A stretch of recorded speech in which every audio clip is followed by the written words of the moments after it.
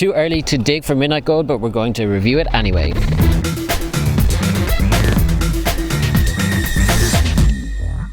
We've just seen Nika Korachov and the young Georgian Lolitaz take to the Globen stage for the first time to perform their Eurovision entry, Midnight Gold.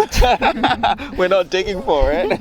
And Debin is already wearing golden. So what do you think? I call it yellow, you call it gold. But you know what? This is psychedelic sex. I was really turned on by that performance. I really liked it. You know, it opens up with Nika Korachov in a hat and he's kind of jamming into his microphone.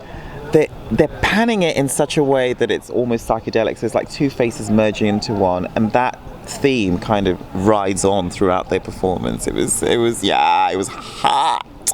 And Robin, you've been a fan since the start. How did you find their...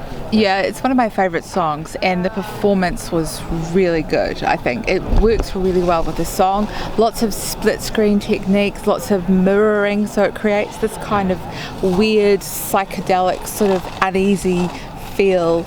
And there was a lot of energy, lots of fast cutting, and it just seems to really work with the song. Some of the bits where they sort of do the feedback thing, that didn't lose energy, that it kept up. And if you're looking for a good kind of weird rock moment, then this is it. I've never liked this song, and I've always been open about that. It's ranked number 42 out of 42 in my personal rankings, but I have to say that today's rehearsal was my favourite version of the song. The staging just elevated so much. The psychedelic kind of split screen where we see Nika has two noses, he has two hats, his face is all split. It's very weird, but it's very eye-catching and memorable. There's lots of bright colours going on. There's pinks, there's purples.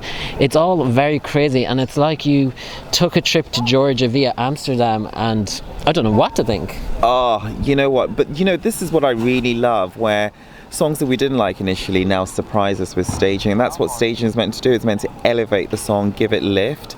And with the young Georgian Lolitaz, I mean, that bridge, and it went into all this kind of crazy ass madness. My God, it was honestly, this now, if I have to re-rank, for me, this should go through, and it's important that the contest actually serves a varied dish.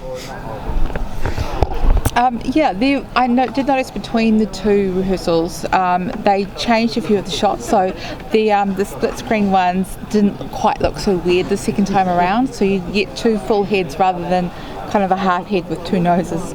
I think it's keeping it weird, but not too weird, and that's important, so audiences won't be going, oh my God, what am I watching? They'll be able to sort of enjoy the weird visuals, but also the music will be the most important part of the performance. And I think it's a good weird. It's not a repeat of Marika and the Shin back in 2014 with their giant yellow parachute. It actually makes sense, and tonally it fits in with the song.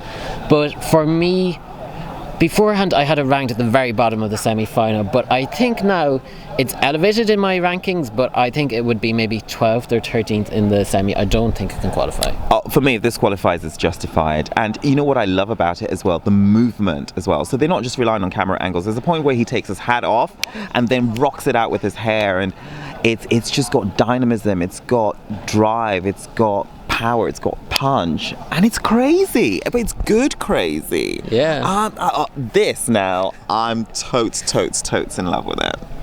And yeah, I don't necessarily think it's going to qualify. I'd like it to, but I can see that it's just the song may not appeal to that broader Eurovision watching audience. But if anyone can get through with a crazy psychedelic rock song, it's these guys.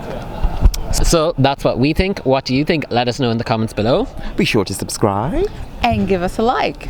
Bye. Bye.